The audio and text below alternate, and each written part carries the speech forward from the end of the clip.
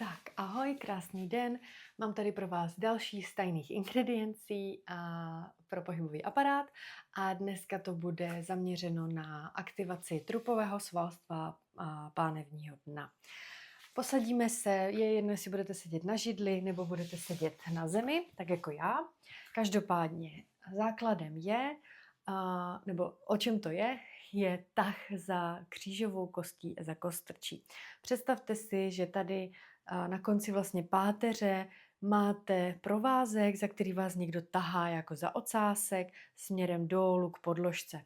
Tím se vám krásně zaktivuje vlastně trupové svalstvo, pánevní dno a krásně jste schopné držet trup aktivní a povolíme. Když povolíme, mnohem větší pravděpodobnost, že budete prohýbat záda, že nebude aktivní břišní stěna, ale když si při tom cvičení budete soustředit právě na to, aby ta kostrč vás vytahovala směrem dolů nebo dozadu, tak i to cvičení vám mnohem méně bude namáhat právě ty oblasti tady v oblasti zad a mnohem více budete aktivovat tu břišní stěnu, která v tom cvičení pak lépe pomáhá.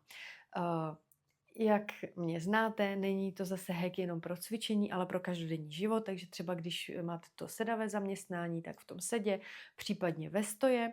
Ve stoje zase dávejte pozor, abyste měli lehce neustále pokrčená kolena a zase klidně si dát ruce na chviličku na podbříšek, uvolnit a zase lehoulince se vytáhnout za tou kostrčí, abyste cítili.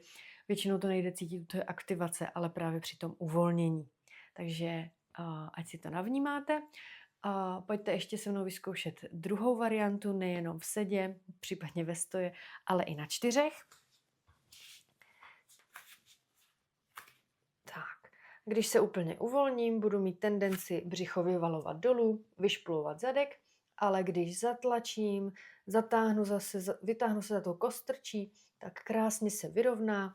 Okamžitě cítím, jak mám aktivní pánevní dno a teď zase povolím a znova vytáhnu se za kostrčí. Cítím, jak se mi začínají aktivovat i stehní, vnitřní stehenní svaly a můžu cvičit. Případně ideální na trénink je i dřep, takže v tom dřepu, když budu dělat dřep volně, tak budu mít tendenci takhle vyšpulovat zase ten zadek. On vyšpulený být má, ale má být vyšpulený s tím, určitě vidíte ten rozdíl.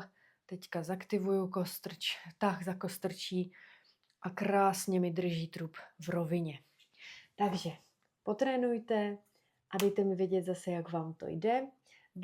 Věnujte se tomu případně klidně několik dní, dejte pozornost pouze tady tomuto a uvidíte, jak se zlepší vaše cvičení, potažmo, co budete vnímat. Mějte se fajn, ahoj.